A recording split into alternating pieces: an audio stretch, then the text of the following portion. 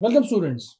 अब हम एक नया न्यूमेरिकल देखेंगे जिसके अंदर टोटल नंबर ऑफ जॉब्स जो हैं वो या प्रोसेस के लो या जॉब के लो, बात बराबर ही है। वो है टोटल 5 स्टार्टिंग फ्रॉम J0 से लेकर के J4 तक। आपको क्वेश्चन दिख भी रहा होगा, उसकी टेबल भी दिख रही होगी। उसमें अलग अलग एग्जीक्यूशन टाइम है, अलग अलग अराइवल टाइम है और अलग अलग प्रायोरिटी है। यहाँ पे इस न्यूमेरिकल को करना है शॉर्टेस्ट जॉब फर्स्ट से, प्रायोरिटी शेड्यूलिंग से और शॉर्टेस्ट रिमेनिंग टाइम फर्स्ट से। तो मैं आपको एक बात बता दूं कि अगर यदि शॉर्टेस्ट जॉब फर्स्ट की बात करें तो shortest job first non preemptive approach है। इसके अंदर कोई भी प्रिएम्पशन पॉसिबल नहीं है। वहीं प्रायोरिटी जो है वो प्रिएम्प्टिव भी है और नॉन प्रिएम्प्टिव भी है। लेकिन अगर मान लीजिए आपको पेपर में सिर्फ प्रायोरिटी लिखा हुआ आए तो आप मान के चलिए कि नॉन प्रिएम्प्टिव है। लेकिन अगर प्रिएम्प्टिव पूछा जाएगा तो आपको वहां पे प्रिएम्प्टिव ब्रैकेट के अंदर मेंशन करेगा वो। तो इसलिए आप निश्चिंत रहिए। यहाँ पे जो हम पढ़ेंगे, यहाँ पे नॉन प्रिएम्प्टिव वाला पढ़ेंगे और इसके बाद है SRTF। वो हम SRTF भी अभी इसके अंदर देखेंगे। इस पूरे न्यूमेरिकल के में अंदर आपको गैंट चार्ट बनाना है, कैलकुलेट करना है average waiting time, average turn around time. बस वही जो हम अभी तक करते आ रहे हैं वही करना है। बस थोड़ा सा टेक्निक को देखना ध्यान से।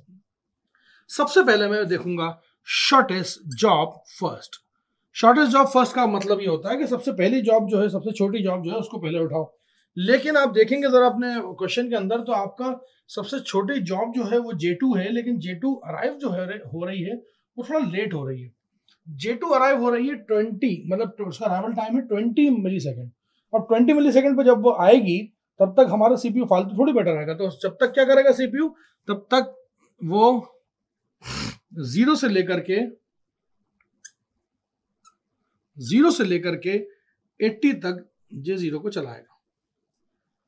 0 से लेकर के 80 तक अपने आप को चलाएगा। उसके बाद मैं मानता हूं कि यहाँ J2 आने वाला है, क्योंकि J2 का जो है अब शॉर्टेस्ट जॉब तो वही है।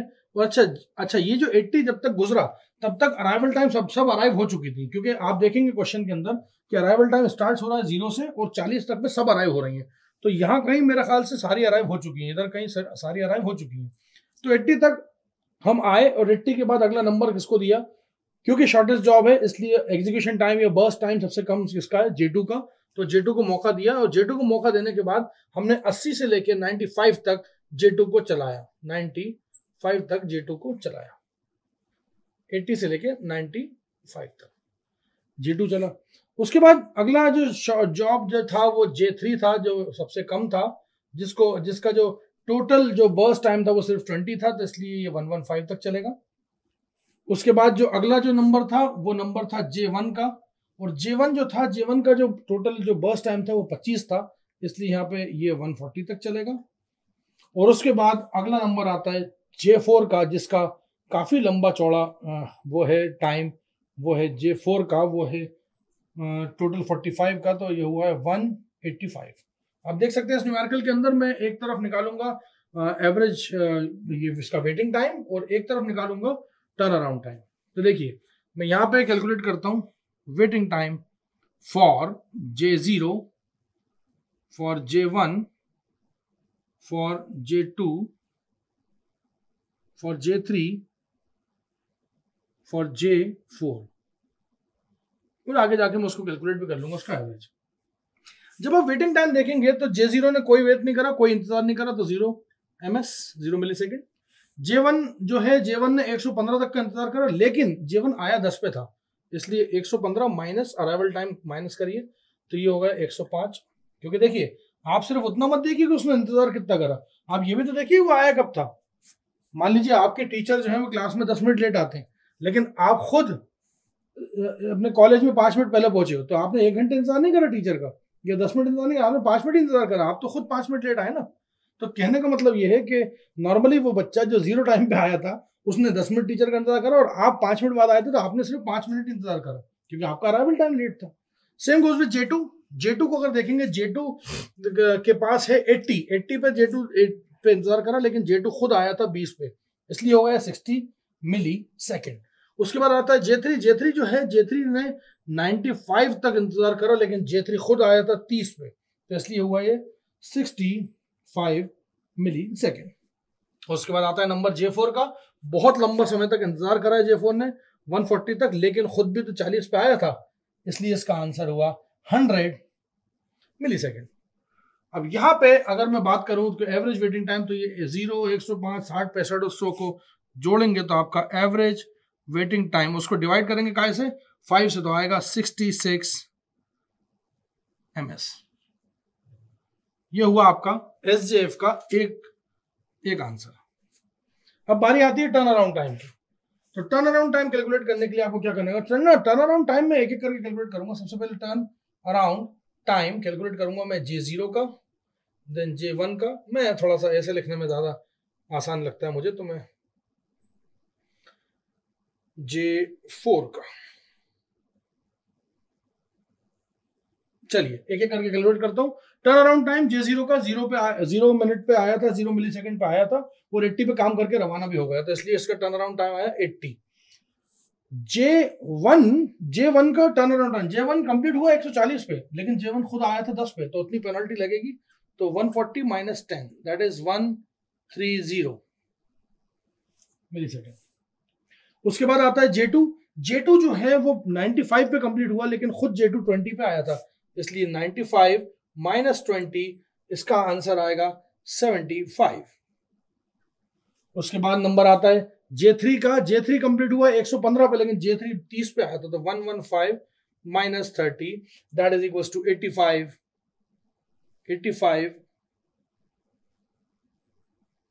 मिलीसेकंड। उसके बाद नंबर आता है J4 का। J4 185 पे कंप्लीट हुआ है, मानता हूँ काफी टाइम लगा इसको कंप्लीट होने में, लेकिन खुद भी तो लेट आया था, तो लेट जो आएगा भैया उसको तो लेट ही मिलेगा, तो यहाँ पे आंसर आया 145 मिलीसेकंड। और अगर आप इस सबको जोड़ेंगे तो ये आएगा आपका average turn around time, average TAT, वो मेरा शॉर्टकट है मैंने बनाया, तो ये आएगा टोटल 515 अपॉन 5, जिसको हम बोल सकते हैं 103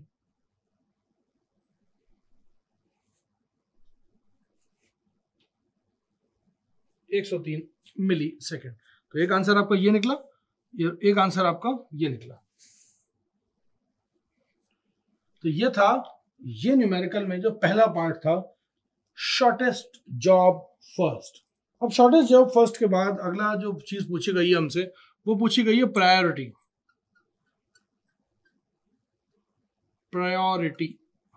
अब प्रायोरिटी में क्या है कि प्रायोरिटी में दो तरह से होती है। मैंने आपको बताया इस न्यूमेरिकल की शुरुआत में कि अगर कुछ नहीं लिखा तो समझ लो कि ये नॉन प्रीएम्प्टिव है, इसमें कोई बंदिश नहीं, कोई रुकावट नहीं आएगी। अब यहाँ पे प्रायोरिटी के अंदर आप जरा इसको देखेंगे गौर से, तो प्रायोरिटी जो क्वेश्चन में दी हुई है वो बेसिकली क्या है, सबसे टॉप मोस्ट प्रायोरिटी जो है वो है J4 की। उसके बाद नंबर आता है J0 का, फिर J2 का। मैं अगर आपने मुझे इजाजत दे तो मैं समझने के लिए लिख दूं, सबसे टॉप पे आएगा J4 का नंबर, फिर आएगा J0 का, उसके बाद आएगा J2 का, उसके बाद आएगा J1 और J3। दोनों की प्रायोरिटी 4 और 4 है, और आप जानते हो कि दोनों की प्रायोरिटी 4 और 4 है, लेकिन जब भी कभी दो सेम प्रायोरिटी के आते हैं तब हमें क्या देखना पड़ता है कि उनका अराइवल कितना है, मतलब पहले कौन आया था। तो उस जंग में अगर आप देखेंगे तो J1 जीत जाएगा, तो ऑटोमेटिकली J3 नीचे पहुंच जाएगा। खैर मैंने अपने समझने के लिए उसको साइड में लिख लिया। अब मैं बात करता हूँ इसकी गैंट चार्ट की, क्योंकि मैंने मानना ऐसा है मेरा कि अगर गैंट चार्ट एक बार सही बन गया तो समझिए आपका सारा काम हो गया। तो शुरुआत तो ठीक है J4 से नहीं कर सकते, क्योंकि J4 जो है उसकी भली प्रायोरिटी ज्यादा है, लेकिन J4 अराइव बहुत लेट हुआ, तो हमारा CPU फोकट तो बैठेगा नहीं, तो इसलिए यहाँ पे शुरुआत जो होगी वो काय से होगी, शुरुआत होगी J0 से, and J0 will start from 0 से लेकर के 80 तक J0 बिंदास चलेगा, और J0 को कोई रोक नहीं सकता। उसके बाद 80 तक में सारे अराइवल हो गए, अब आप सीक्वेंस फॉलो कर लो जो आपको करना है। तो अगला नंबर आएगा J4 का, और J4 बोलता है कितना, J4 का नंबर कितना है, J4 का टोटल बर्स्ट टाइम, क्योंकि ये नॉन प्रीएम्प्टिव है तो कोई रुकावट नहीं आने वाली, तो J4 को टोटल एग्जीक्यूशन के लिए 45 वो चाहिए रहेंगे, 45 मिलीसेकंड चाहिए रहेंगे। तो आप 80 के अंदर अगर 45 जोड़ेंगे तो ये आएगा कुछ इस प्रकार से 125। अगला नंबर है J0 का, लेकिन अब J0 तो हो चुका है तो कोई बात नहीं, J2 पे आ जाइए। J2 जो है बड़ा छोटा है, और J2 जो है, J2 के पास सिर्फ और सिर्फ 15 की लेवरेज है, तो यहाँ पे ये 140 पे फिनिश हो जाएगा। उसके बाद आएगा आपका J1 और J3, लेकिन J1 और J3 में J1 जो है उसका अराइवल पहले हुआ था, इसलिए आपको बताया गया है जब आपको पढ़ाया था ये टॉपिक के प्रायोरिटी शेड्यूलिंग के अंदर अगर सेम प्रायोरिटी वाले कोई आ जाते हैं और अगर उनकी प्रायोरिटी सेम होती है तो फिर फर्स्ट कम फर्स्ट सर्व जो होता है वो इस लड़ाई का फैसला करता है कि कौन पहले आएगा। तो इसीलिए इस जंग को फिलहाल तो J1 ने जीत लिया। और J1 जो है, J1 के अंदर कितना है टोटल, जो आपका जो CPU का जो एग्जीक्यूशन टाइम है वो टोटल है 25। तो यहाँ पे J1 जो है ये आराम से चलेगा कहाँ तक, 165 तक। और उसके बाद बचा कुचा जो है वो आएगा J3 के हिस्से, और J3 का शायद मेरे ख्याल से आपको दिख रहा होगा 20। एक बार गैंट चार्ट बन गया तो समझिए सारे काम आसान हो गए। मैं देख सकता हूँ यहाँ पे जो क्वेश्चन दिया था, क्वेश्चन के अंदर जो एग्जीक्यूशन टाइम था वो आपको J3 का दिख रहा होगा 20, उसके बाद आपको J1 का दिख रहा होगा 25, उसके बाद आपको दिख रहा होगा J2 का दिख रहा होगा टोटल 15, और बाकी तो आपको खैर याद ही हो गया होगा। खैर अब आगे बढ़ते हैं इस न्यूमेरिकल में, और इस न्यूमेरिकल में अब देखा जाए, देखिए मैंने अगर गैंट चार्ट आपको बनवा दिया तो मेरा काम थोड़ा सा कम हो जाता है, क्योंकि अब आपके ऊपर ही आप सब आराम से लिख सकते हो। देखिए आपको क्या लिखना है, वेटिंग टाइम लिखना है, किस किस का लिखना है, J0 का लिखना है, ठीक है, J1 का लिखना है, J2 का लिखना है, J3 का लिखना है, और J4 का लिखना है, ठीक है। वेटिंग टाइम देखिए कितना है, J0 का इस गैंट चार्ट के हिसाब से कुछ भी नहीं है, आया और लग गया। J4 का J0 के बाद J1 का वेटिंग टाइम है 140 वेटिंग टाइम है, लेकिन 10 सेकंड इसको, 10 मिली सेकंड इसको अराइवल में भी तो लगे, इसलिए 130 ms आंसर है इसका। उसके बाद आता है J2 अगर आप देखेंगे तो J2 का जो टाइम है, वेटिंग टाइम है वो 125 है। कितना है, 125। लेकिन J2 जो है वो आया भी लेट था और वो 20 मिली सेकंड लेट आया था, इसलिए हो गया 105। उसके बाद आता है अपना नेक्स्ट J3 जो है वो 165 तक का वेटिंग टाइम है, बड़ा लंबा समय तक इसको वेट करना पड़ा, लेकिन अराइवल टाइम भी 30 था तो पेनल्टी इतनी लगाई हमने, और 135 ms।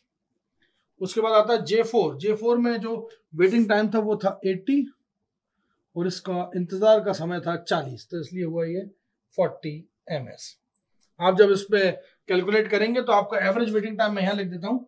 एवरेज वेटिंग टाइम जो आएगा वो बेसिकली आएगा 410/5, that is equals to 82 ms। ये इसका एक और आंसर है। अब इतना करने के बाद मेरे पास अगला ऑप्शन बचता है कि मैं टर्न अराउंड टाइम निकालूं, तो मैं टर्न अराउंड टाइम निकालने की कोशिश करता हूं। यहाँ पे मैं लिखूंगा, यहाँ पे turn around time for J0। Turn around time J0 ने क्या करा, 0 पे एंट्री मारी और 80 पे जाके फिनिश मार दिया, तो यहाँ हुआ 80, कुछ नहीं। उसके अलावा J1 ने 165 पे काम खत्म करा अपना, T80 turn around time. J1 ने कहाँ पे काम खत्म करा, 165 पे काम खत्म करा, लेकिन 165 के साथ साथ वो आया भी लेट था, तो इसलिए थोड़ा माइनस करना पड़ेगा, थोड़ी पेनाल्टी तो लगानी पड़ेगी, तो ये आया 155 ms। अब देखिए, अब अगला नंबर आता है J1 के बाद J2 का, तो टर्न अराउंड टाइम J2 का देखें क्या आता है। J2 फिनिश कब हुआ, J2 140 पे फिनिश हुआ, J2 फिनिश हुआ 140 माइनस J2 140 पे फिनिश हुआ, लेकिन 20 सेकंड लेट भी तो आया था, तो इसलिए उतनी पेनल्टी लगाई हमने, और 120 ms। उसके बाद अगला नंबर आता है टर्न अराउंड टाइम निकालने के लिए J3 का, और J3 जो है वो कंप्लीट हुआ 185 पे, लेकिन ये आया भी 30 सेकंड था डिले से, इसलिए इसका आंसर आया 30 सेकंड डिले से आया ये, तो इसमें से 30 माइनस कर दें तो ये हो गया 155। ठीक है, इसको थोड़ा सा रफ वर्क की तरह ट्रीट करें, इसको इसमें ना जोड़ें प्लीज, तो आप उसको अलग जोड़ लें, तो इसलिए थोड़ा सा इस चीज का वो मैंने अपने समझने के लिए लिखा था, क्योंकि मैं गैंट चार्ट बना रहा था, क्योंकि कहीं मुझसे भी गलती ना हो जाए, मैं चाहता हूँ ये, तो इसलिए टर्न अराउंड टाइम अगला आखिरी जो है हमारा क्या है, J4 का, और J4 ने करा तो है 125 पे काम खत्म, 125 पे काम खत्म कर दिया था J4 ने, लेकिन परेशानी क्या है कि एक खुद भी जो है ये 40 सेकंड लेट आया था, 40 मिली सेकंड लेट आया था, तो इसलिए इसका हुआ ms। तो ये 1 2 3 4 और 5, इन पांचों को जोड़ के आप जोड़ेंगे तो आपका एवरेज टर्न अराउंड टाइम निकल के सामने आएगा, जिसको हम बोल सकते हैं कि आया 595 upon 5, that is equals to 119 ms। ये इस न्यूमेरिकल का दूसरा हिस्सा है जिसमें हमने सीखा प्रायोरिटी शेड्यूलिंग। प्रायोरिटी शेड्यूलिंग में अगर कुछ नहीं लिखा हो तो हम मान के चलते हैं कि क्या है, ये नॉन प्रीएम्प्टिव है। और देख सकते हैं आप गैंट चार्ट को देख के भी कि J0 एक बार ही आया, J4 भी एक बार। प्रीएम्प्टिव में क्या होता है, बार बार आते, J0 2-3 मरतबा आता, J2 बहुत बार आता है, या J1 बहुत बार आता है, अलग अलग तरीकों से आता है। हमेशा याद रखिएगा ऐसा गैंट चार्ट जिसके अंदर एक बार एक ही एंट्री एक ही बार देखे तो वो नॉन प्रीएम्प्टिव का एग्जाम्पल होता है। चलिए अब हम देखेंगे इसी न्यूमेरिकल के अंदर shortest remaining time first. Shortest remaining time first यहां पे क्या है, देखिए आपको एक चीज का ख्याल रखना है कि भले वो कोई सी भी एल्गोरिथम हो या कुछ भी आप पढ़ें, उसमें गैंट चार्ट बहुत अच्छा बनाना है। गैंट चार्ट आपको बड़ा खूबसूरत से बनाना है। इवन जब चेक करने वाला भी देखे तो गैंट चार्ट देख के आपका नंबर दे दे। पूरे गैंट चार्ट का ही पूरा खेल है। मैं यहाँ पे भी वही बात बोलूंगा आपसे, रिमेनिंग टाइम मतलब सबसे कम टाइम जिसका हो, जिसका सबसे कम टाइम हो, भले वो प्रेमशन के बाद हो या जैसा भी हो। तो हम देखते हैं यहाँ पे सबसे पहले शुरुआत करेंगे कहाँ से, अराइवल टाइम सबसे पहले किसका है, J0 तो वही टकटकी बांध के बैठा हुआ है, तो इसलिए J0 जो होगा उसका नंबर सबसे पहले आएगा। लेकिन J0 ज्यादा टाइम तक चलेगा नहीं, क्योंकि J0 0 से लेके 10 तक अपना कार्यकाल चलाएगा। वो इसलिए चलाएगा क्योंकि J0 के पास भले ही कितना ही बर्स्ट टाइम हो मौजूद, जैसे ही 10 मिलीसेकंड हुआ वैसी एंट्री हो जाएगी J1 की। और अगर आप देखेंगे कंपैरेटिव स्टडी देखेंगे अगर, तो इस क्वेश्चन के अंदर जो अराइवल टाइम है वो कितना है, 0 10 20 30 40।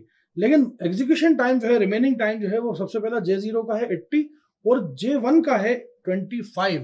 तो कंपैरिजन होगा यहाँ पे किससे, J0 से, तो ये J1 चलेगा यहाँ पे आगे तक। ठीक है, अब J1 जब चलेगा, और J1 चलेगा मेरे ख्याल से आप देखेंगे जब इसको न्यूमेरिकल को आगे करके, तो J1 जो है वो टोटल 35 तक चलेगा। यहाँ पे कहाँ तक चलेगा, 35 तक, क्योंकि J1 आ चुका है, 35 तक चलेगा। और J1 का पूरा कार्यकाल कितना था, पूरा जो एग्जीक्यूशन था, मैं यहाँ पे आपको इसके लिए एक पर्टिकुलरली मैं आपको ये भी लिख देता हूँ यहाँ पे कि J0 का कार्यकाल कितना था, रफ में समझने के लिए। J0 है 80 पे, J1 जो है वो है 25 पे, J2 जो है वो है 15 पे, फिर J3 आता है, J3 आएगा 20 पे, और J4 आएगा 45 पे। यही था, ये आपका एग्जीक्यूशन का जो बर्स्ट टाइम था वो यही था। अब देखिए जरा गौर से देखें कि मैं यहाँ पे कोई प्रायोरिटी की बात नहीं कर रहा हूँ। अराइवल टाइम मुझे याद है कि 0 10 20 30 उस टाइप से। अब यहाँ पे जो मैं SRTF जब करता हूँ, तो SRTF के अंदर सबसे पहले J0 का नंबर लिया, क्योंकि J0 0 पोजीशन पे था। लेकिन उसके बाद आया J1, और J1 जो है, J1 जब हो रहा था तो उस टाइम पे J2 भले जिसका नंबर कम है वो अराइव नहीं हुआ था। अराइव J2 कब हुआ, जब J1 की काम चल रहा था। इसीलिए हम यहाँ पे देखेंगे कि J1 को बीच में इंटरप्ट नहीं किया गया, J1 को पहले होने दिया गया, उसके बाद J2 आया। J2 ने ये नहीं कहा कि साहब मैं 0, ये कितने पे अराइव हुआ था, ये 0 पर अराइव हुआ था, 10 पर अराइव हुआ था, 20 पर अराइव हुआ था। ऐसा नहीं हुआ कि यहाँ पे J1 10 चला और यहाँ पे 20 पे आके खत्म हो गया, तो फिर क्योंकि हम J2 आ गया था नया इसलिए काम कर रहे थे। क्योंकि अगर आप ऐसा करेंगे तो बड़ी गड़बड़ हो जाएगी। J1 जब 10 पे शुरू हुआ तो J1 के पास 25 थे बर्स्ट टाइम, लेकिन जैसे ही 10 सेकंड बीते तो उसका भी बर्स्ट टाइम कितना हो गया, 15 हो गया। मतलब उसका भी बच्चा हुआ बर्स्ट टाइम कितना हो गया, 15 हो गया। 25 में से जब 10 सेकंड गुजर जाते और 10 सेकंड गुजरने के बाद J2 आया, J2 को भी 15 और J1 का भी 15, तो J1 को पहले प्रायोरिटी मिलेगी ना। इसीलिए मैंने यहाँ पे 35 लिखा है, 20 नहीं लिखा। नहीं तो होना क्या चाहिए था, कायदे से 20 होना चाहिए था और J2 शुरू करना चाहिए था। अगर J2 को यहीं में 14 कर दूंगा ना तो J2 शुरू हो जाएगा, लेकिन ऐसा होगा नहीं। क्यों, क्योंकि 10 सेकंड जहां पे शुरू हुआ J1, और जैसे ही 20 मिलीसेकंड हुए, वैसे 20 मिलीसेकंड पे 2 इवेंट एक साथ हुए। नंबर 1, J1 जो है अपने 25 से बर्स्ट टाइम से 15 पे आ गया, रिमेनिंग 15 बचा, और J2 का अराइवल हुआ, और J2 भी बर्स्ट टाइम उसका 15 ही है, इसीलिए J1 पूरा ही चलेगा। पूरा छल के ही मानेगा, और उसके बाद नंबर लगेगा किसका, J2 का, और J2 का जब नंबर लगेगा तो 35 से लेकर के 50 तक आराम से बिंदास J2 चलेगा।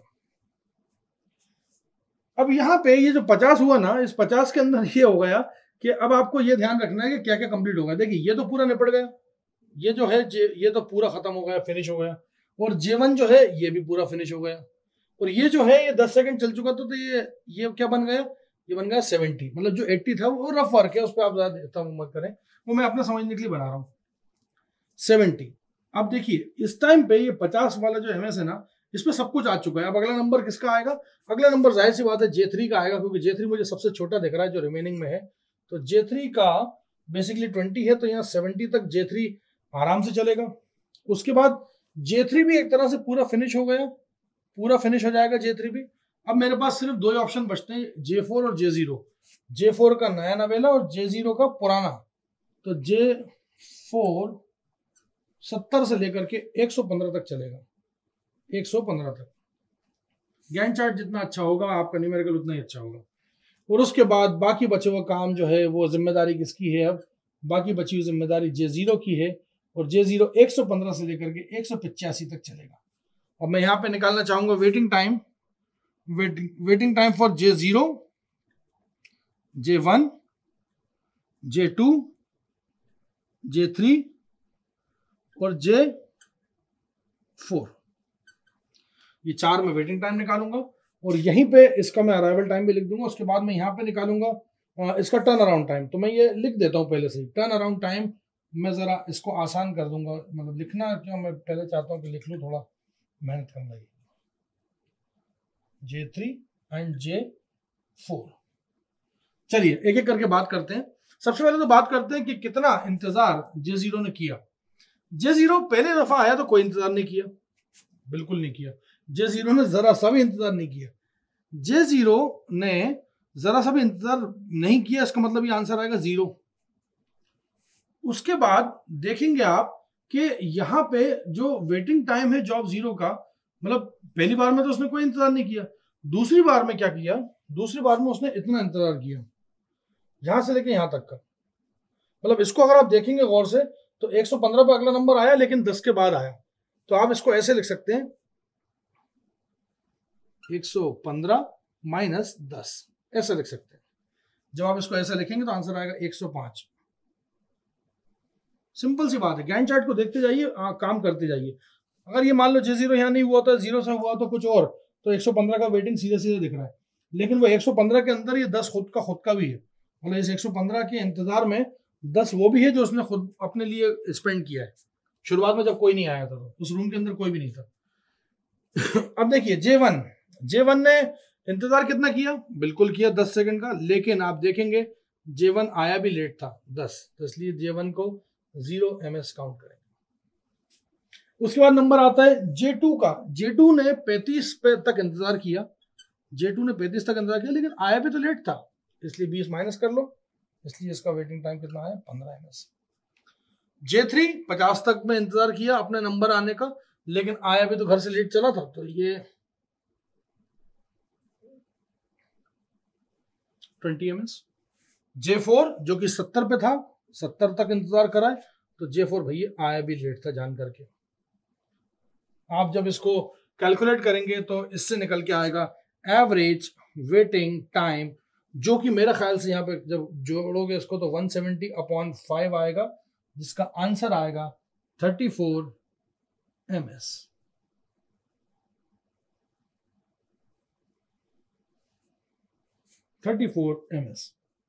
सिंपल से लॉजिक।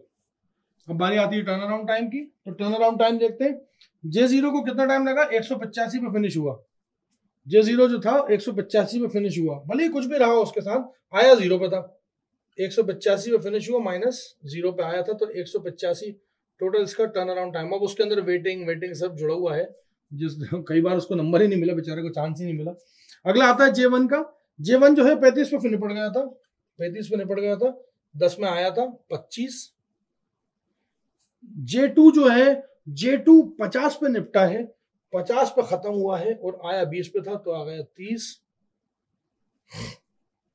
J3 70 पे, J3 जो है वो 70 पे खत्म हुआ है और आया कितने पे था? 30 पे।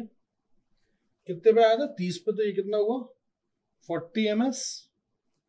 उसके बाद अगला नंबर आता है J4। J4 115 पे निपटा, 115 पे, और आया कब था? 40 पे। सिंपल सी बात है, कंप्लीशन जब हुआ आपको बस टाइम वो लिखना है और अराइवल टाइम लिखना है आपको 75 ms।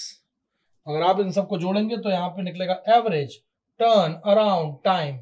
इनको जोड़ के इनको प्लस करेंगे तो आएगा 355 upon 5 is equal to 71 ms।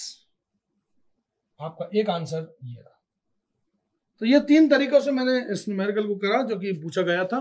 तो हम एक बार देखेंगे जरा।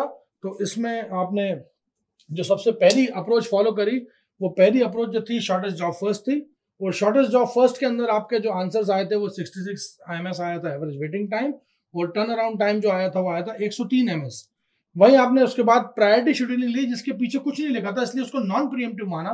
तो उसके अंदर जो आपका एवरेज वेटिंग टाइम आया वो 82 आया, 82 मिलीसेकंड आया, और टर्न अराउंड टाइम आया 119 मिलीसेकंड। उसके बाद तीसरे नंबर पर पूछा गया था SRTF।